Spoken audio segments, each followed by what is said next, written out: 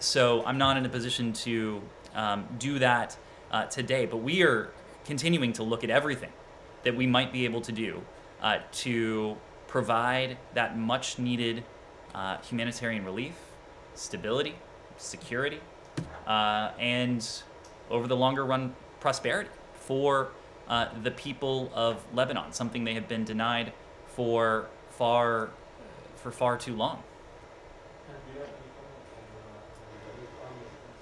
Forces attacking the demonstrators today? We support the right of peaceful demonstration around the world. That includes in Lebanon and includes elsewhere in the Middle East, as we've noted recently in the case of Iran. You've heard us make that point the world over. The Lebanese people have a right to have their voices be heard, to take part in peaceful demonstrations in an effort to do what we are all, frankly, trying to do, and that is to hold to account the Lebanese leadership to the commitment, to the responsibility that they have as purported leaders. That is what the Lebanese people are doing. Violence should never be used against peaceful demonstrators. The point you were making before about corruption is also relevant here. It is mismanagement, it's intransigence, it is also corruption that has taken such a toll on the people of Lebanon. It's understandable that the Lebanese people would have frustrations. They, just like people everywhere, should be allowed to show that frustration peacefully. I go to Afghanistan. Sure. It seems that the Taliban are now targeting, government officials, including the acting defense minister yesterday. I wonder, has the U.S. had any direct diplomatic contacts with the Taliban since then? What's your messaging? And also, how concerned are you about China's recent meeting with the Taliban? Well, let me just spend a moment on the attack yesterday. We unequivocally condemn the targeted attack on Afghan Defense Minister Bismillah Mohammadi. Although the minister wasn't present, reports do indicate that 8 people were killed in the attack and many more were injured.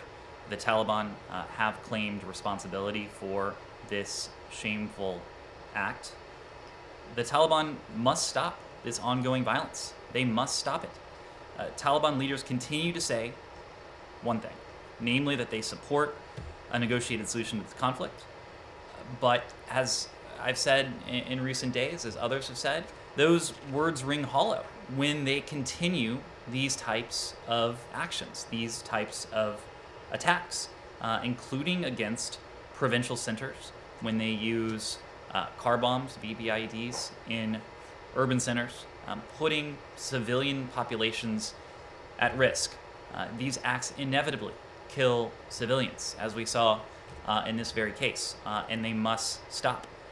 They must stop targeted killings, and they must prevent Taliban fighters from engaging in the types of horrific acts, including these attacks, that result in the loss of innocent Afghan lives and the displacement of the civilian population.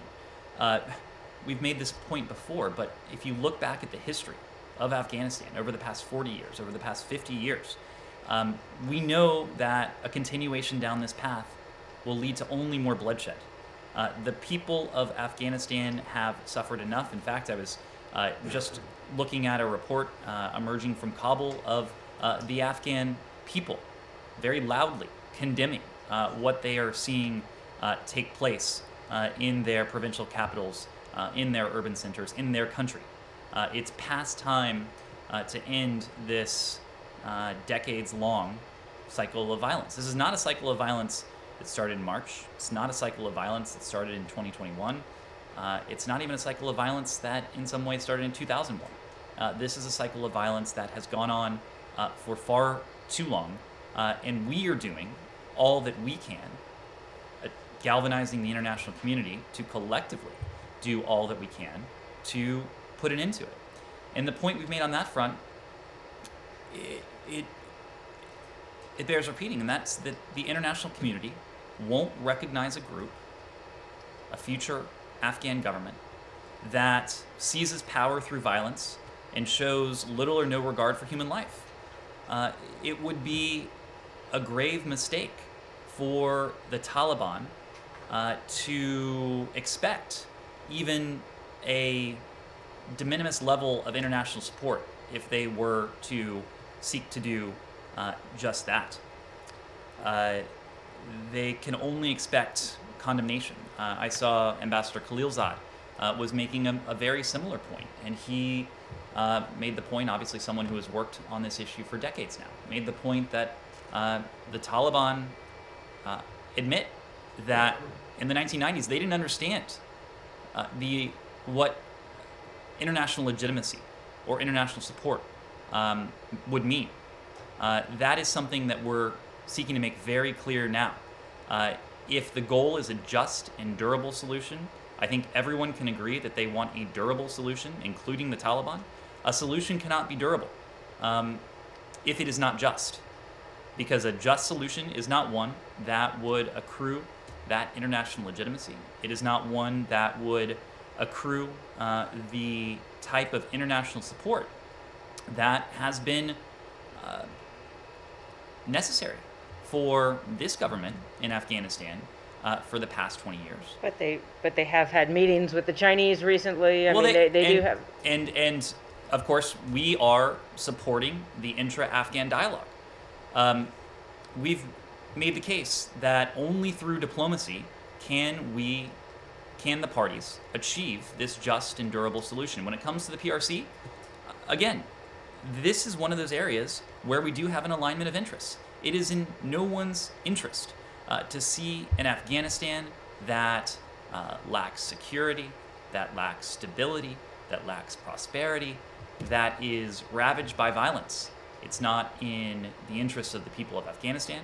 It's not in the interests of the United States. It's not in the interests of the government in Beijing.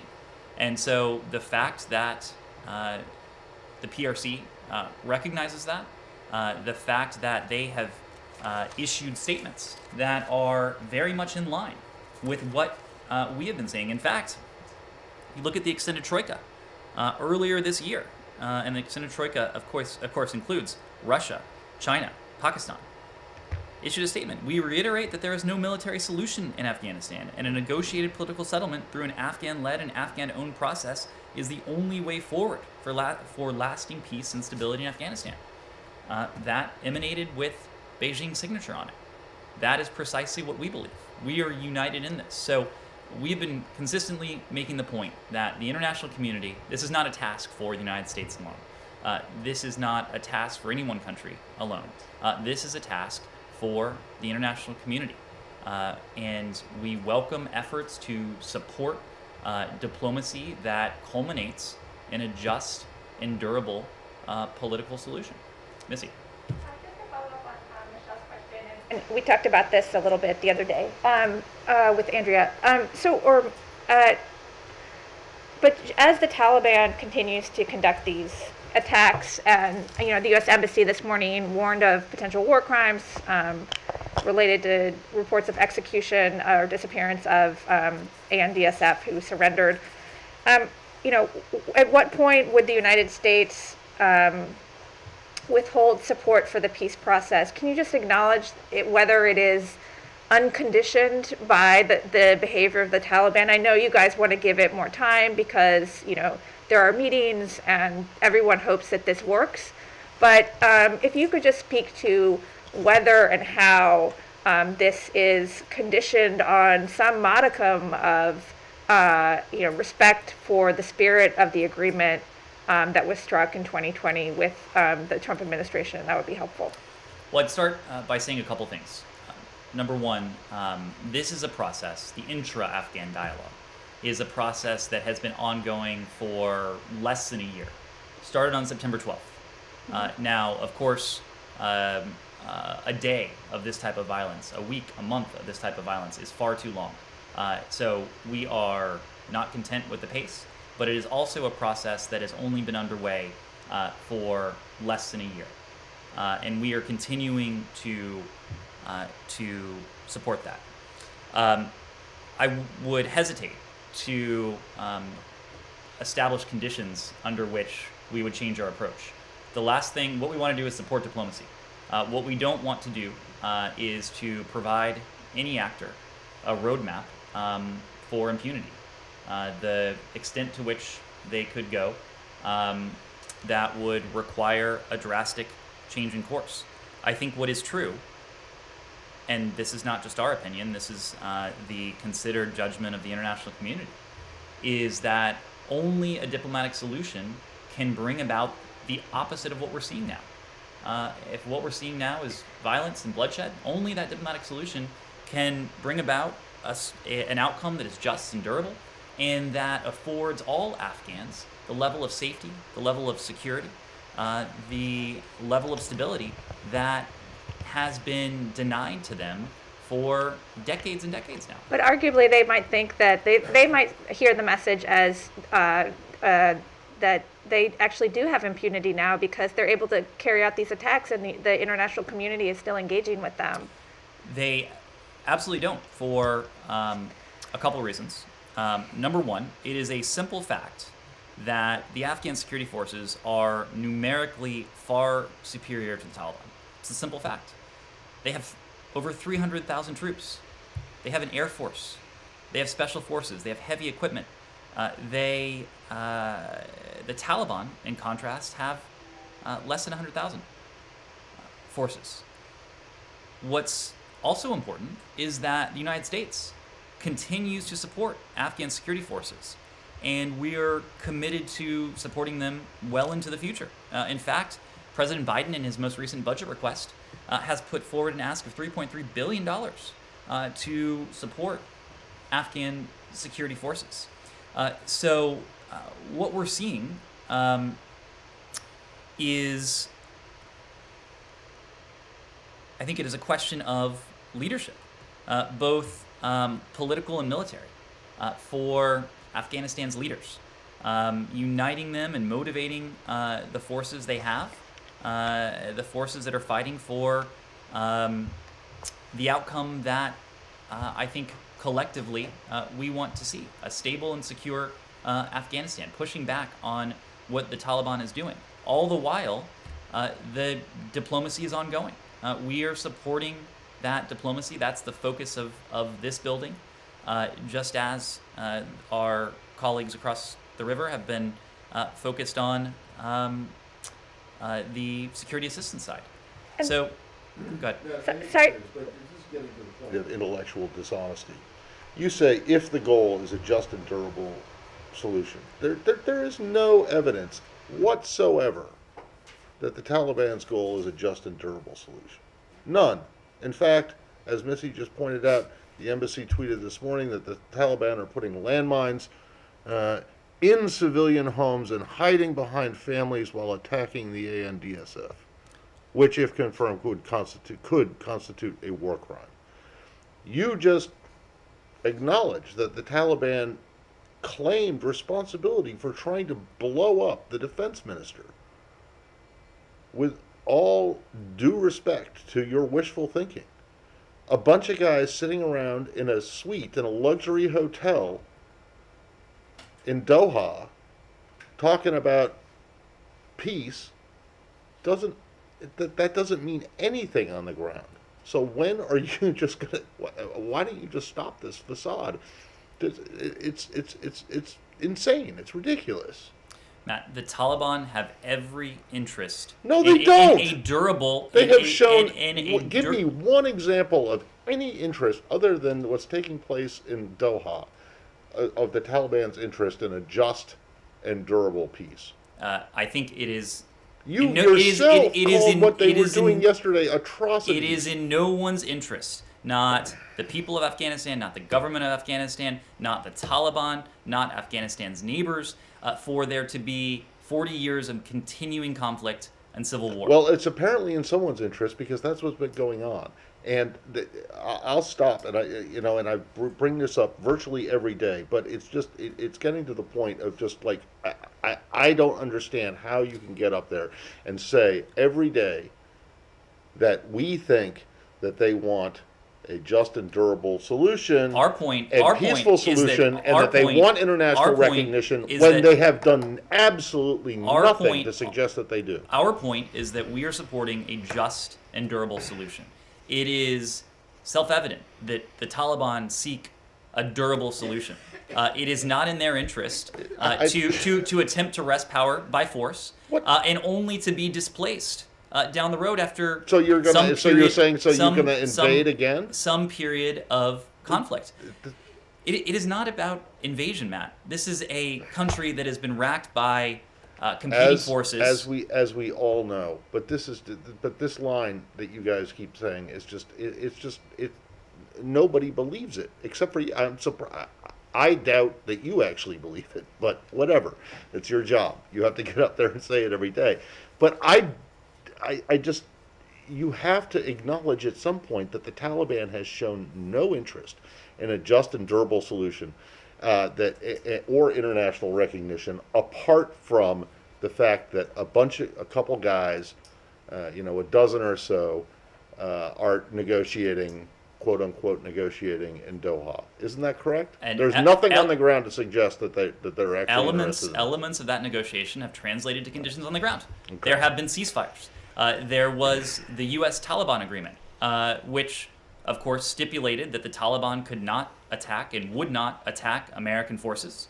That has not transpired since the U.S. Taliban agreement went into effect. In February 2020. Correct.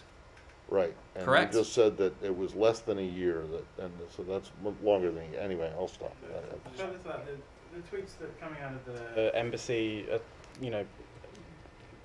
describing these horrific actions by the Taliban and against DSF units. They sort of, you're saying, if true, this could constitute war crimes. International law prohibits this. Do you think that the Taliban has any interest in whether it's committing war crimes or it's following international law? Does that? Do you think that's like real leverage? The broader point is that every party, certainly every party that wants to take part in a government or to have a leadership role, wants to secure longevity, wants to have durability.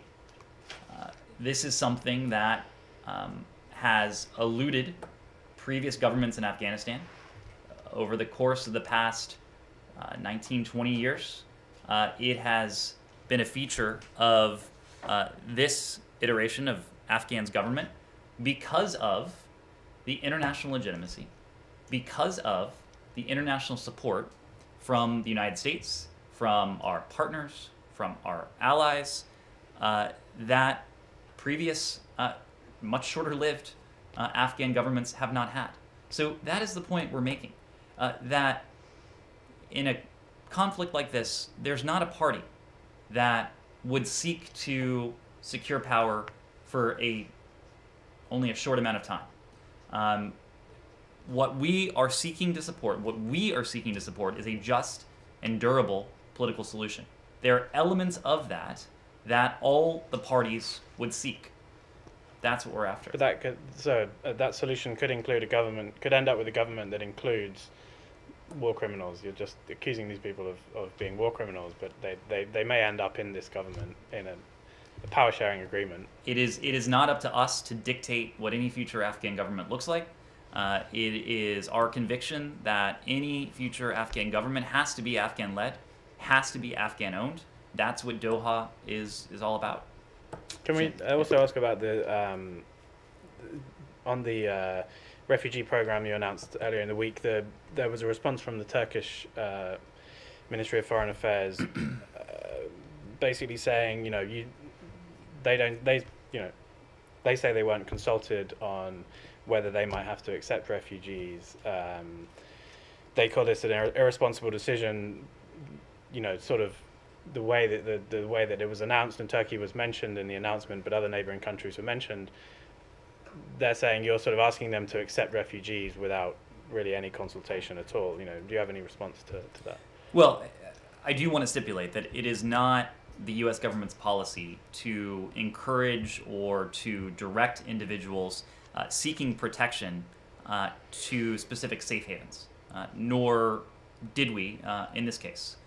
We did not direct anyone to a specific country, and that includes to Turkey. We do regret the concerns that statements have raised regarding the potential travel of Afghans to Turkey, and we reiterate our gratitude to Turkey for its substantial humanitarian efforts in hosting over 4 million refugees, more than any other country in the world, who have fled any number of countries. And that includes Syria, Iraq, Afghanistan, Iran, and elsewhere. Christina. If you do in fact have faith that the Taliban wants a durable political solution, and if you do have faith in these negotiations creating some sort of an actual functional government in Afghanistan, a stable one that can protect its people, why are you taking such great lengths to airlift these translators out of Afghanistan before they are slaughtered by the same people you say want a durable political solution and care about international norms? So it is our belief that all Afghans deserve to live in safety and security. That is our ultimate goal, to continue our partnership with the people of Afghanistan, to continue the support to them, including the humanitarian assistance and the other forms of assistance that have allowed them to achieve these hard-won gains over the past 20 years. Now, the point we are making when it comes to this new so-called P2 designation, when it comes to the special immigrant visa program, is that there is a, given the size of the country, very small subset of Afghans who have exposed themselves, willingly exposed themselves to exceptional and extraordinary risk because of their service to the U.S. government, or in the case of the P2 program, to the American people more broadly. These are individuals who face an especially acute risk, and we feel a special responsibility to them because of the services they have provided to the U.S. government or to the American people. No, I understand so that, but- it is not our contention that safety and security need only be found in the United States or outside of Afghanistan. Our goal, as we've been talking about, is to do all that we can to facilitate an Afghanistan in which all Afghans can live in safety and security going forward. But do you not see the contradictions in your argument? You're saying that this is a group that will stop itself from doing these things at some point because they care about political norms, but also they are so dangerous and deadly, we have to get these people out of the country before they kill them because they helped the United States over the past 20 years. We are clear-eyed about the threat that is posed to these Afghans, those who have willingly put themselves at, in some cases, extraordinary risk. Right, but how is the reality of that? How does that square with what you keep telling us about them wanting political norms? I'll tell you, because the current state that we're seeing in Afghanistan is not the state that anyone wants to see going forward. It is certainly not the state that we want to see going forward. Right now, there are these individuals who constitute a discrete universe of people who, over the course of the past 20 years, have willingly put themselves and potentially their families at risk for us. We feel a special responsibility to them, given the potential risks that they face right at this moment. Our goal, over the longer term, hopefully sooner rather than later, but our goal is to support the diplomacy that can lead to a just and durable peace in which all Afghans can live and enjoy equal measures of safety and security. That's our goal over the longer term. Said. Can I move to another topic? Sure. Same topic? Please. I just wanted to clarify on Simon's question. So there was a briefing earlier this week where I believe officials said that they were speaking with Pakistan, Turkey, neighboring countries in order to ask them to keep their borders open for an outflow of refugees from Afghanistan. Are those discussions taking place? Well, look, it is important, we believe, for countries, and I'm not going to speak to specific countries, but we believe it is important for countries to keep their borders open to potential refugee flows. We did not intend to single out any particular country as a destination for refugees. Can I ask one more broader question on refugee resettlement program? When the ceiling was set for, the refugee cap was set earlier this year, one of the reasons why it was stated that it was set at the level that it was a problem with the refugee resettlement programs and the infrastructure. Are you confident, given the extent of this program, that the administration is looking to, the thousands of refugees the administration is looking to bring in from Afghanistan, that the infrastructure exists in the U.S. to properly resettle them here? Well, so let me take that in a couple pieces. We're talking about a couple different programs here.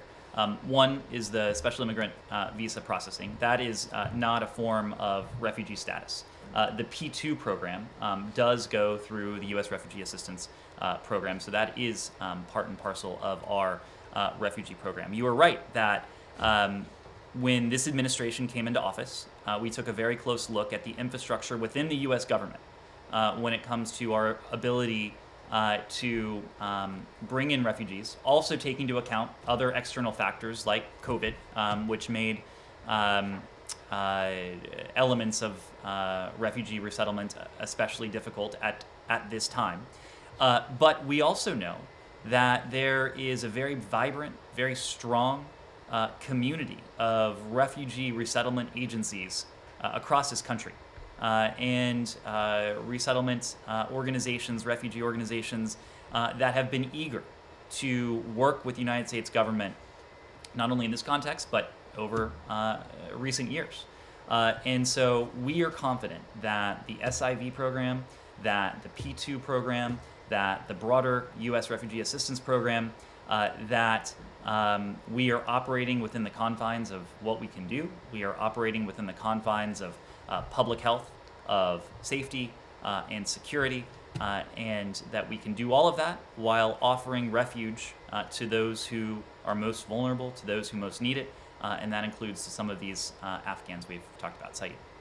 Thank you. Very quickly, one question To you, Ned, at what point will the United States call Israeli action excessive force? I mean, you know, a week ago today, they shot at a family, a father and his kids, as he came to his house. They killed an 11-year-old. That was exactly a year ago. I mean, a week ago. The whole year has seen a spike in these incidents. At what point will you say this is excessive force? I mean, killing 11 years old, maybe you have an age cap or something like this. I mean, at what point will you say do not use excessive force? Saeed, I take it you're referring to the case of Mohammed Abu Sara. Mohammed Abu Sara, yes, absolutely. Thank you. We have seen media reports of the death of Mohammed Abu Sara. We regret the loss of life, absolutely. We regret the loss of any life in this conflict, in this context. Given the questions surrounding this incident, we urge Israeli authorities to conduct a thorough investigation. As we've said many times before, we believe it is critical to refrain from steps that exacerbate tensions, that undercut efforts to advance a negotiated two-state solution. Mm-hmm. Well, I mean, you know, I hate to keep saying the same, but the same thing happens every day. Every day this happens.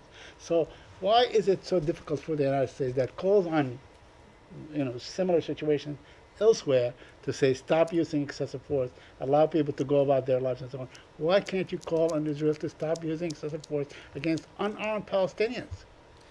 Say, proportionality is a concept that extends the world over. As I've said, in this case, we regret the loss of life. And given the questions surrounding this incident, we do urge an investigation.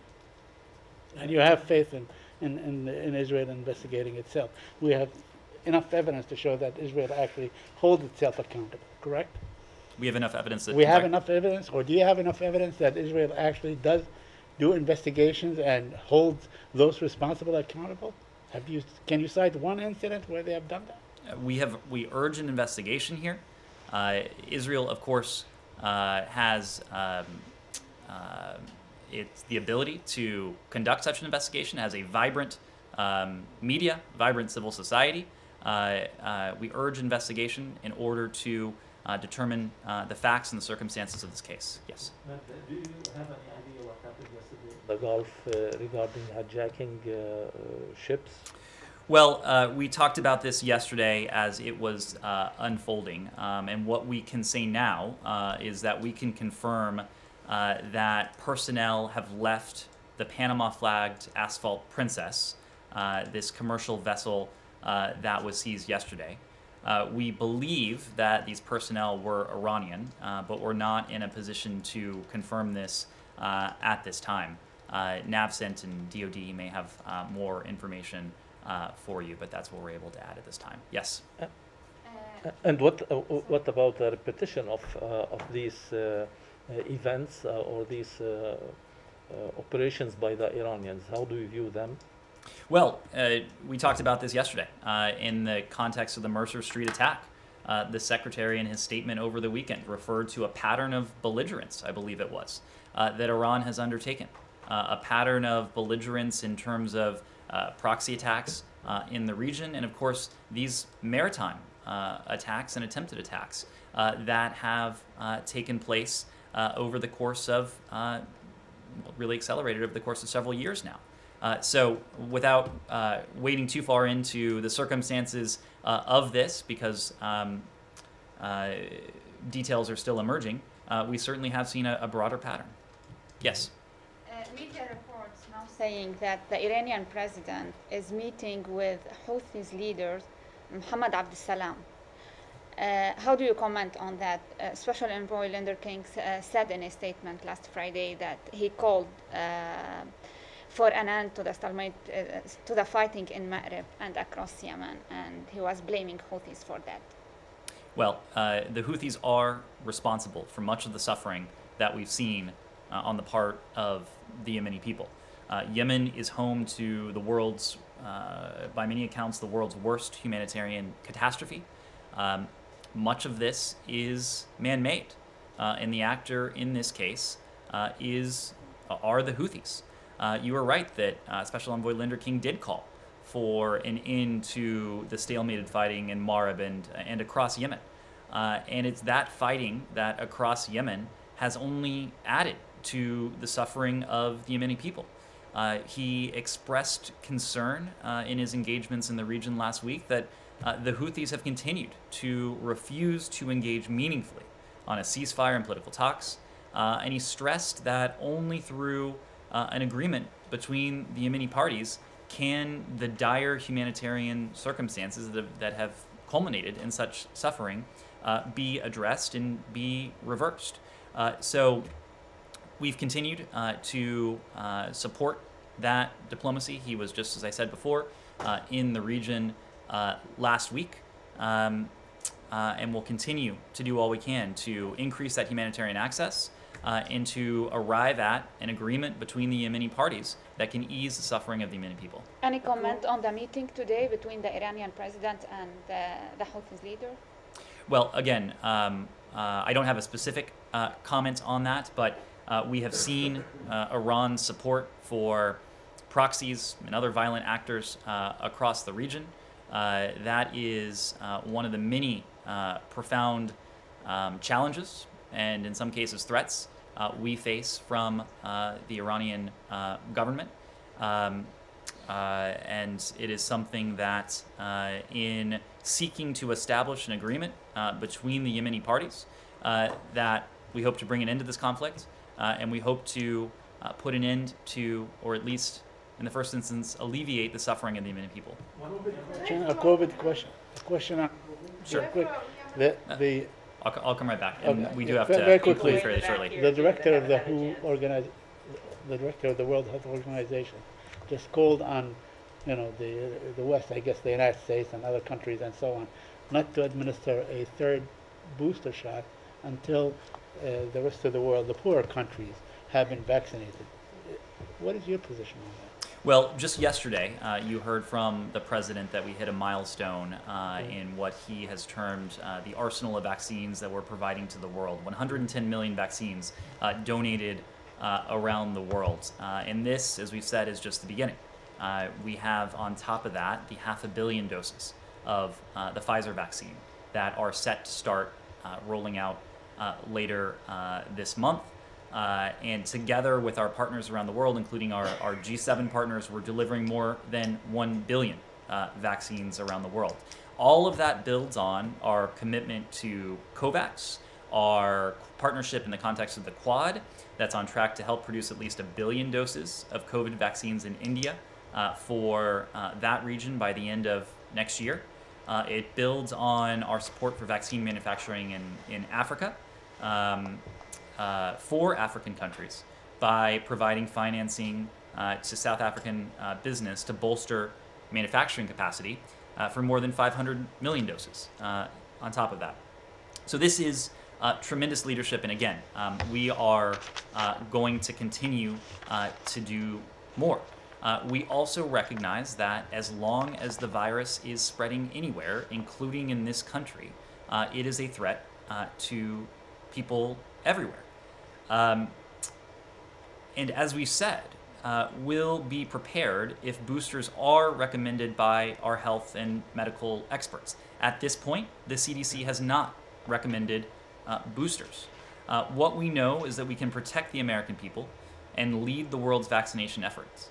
So it's really a false choice to say we have to choose between the two. We know there is more work to be done on all these fronts, and we'll continue to do just that. Yes, I'll go back there.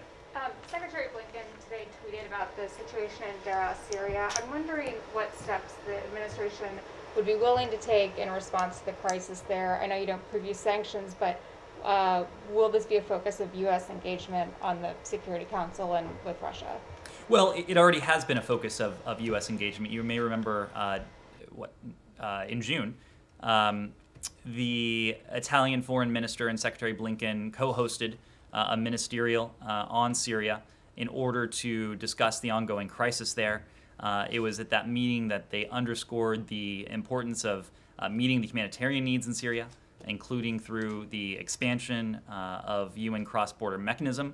It was days later in New York with the support of the State Department and the broader administration, including President Biden, who raised this directly with President Putin, that we were able to agree on a one-year extension to the humanitarian corridor. We've made clear our support for a nationwide ceasefire to ensure the safe delivery of aid and to relieve the suffering of the humanitarian people. Going forward, we'll step up our multilateral diplomatic efforts, including at the Security Council, to renew and hopefully to expand, seek to expand that access. But ultimately, stability in Syria and the greater region can only be achieved through a political process. And that's a process that represents the will of all Syrians. And so we're committed to working with allies. We're committed to working with partners in the UN to ensure that a durable political solution remains within reach. Let me go back to Iran. Israeli Defense Minister Gantz has said today that Iran is 10 weeks away from obtaining enough nuclear material to allow development of a nuclear bomb. Do you agree with this assessment? Well, what we believe is that a mutual return to compliance with the JCPOA is the best means to ensure that Iran is never allowed to develop a nuclear weapon.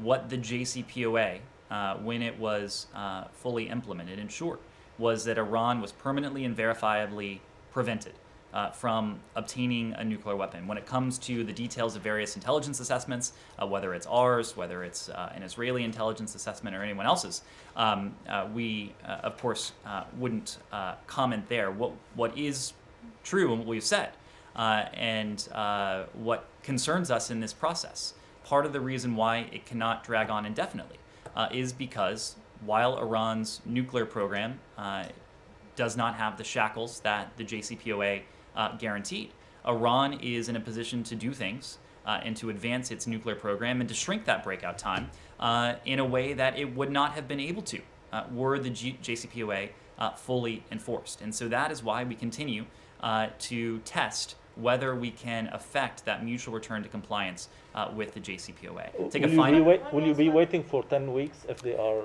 getting closer to get the material? We're not going to put a precise timeline on it.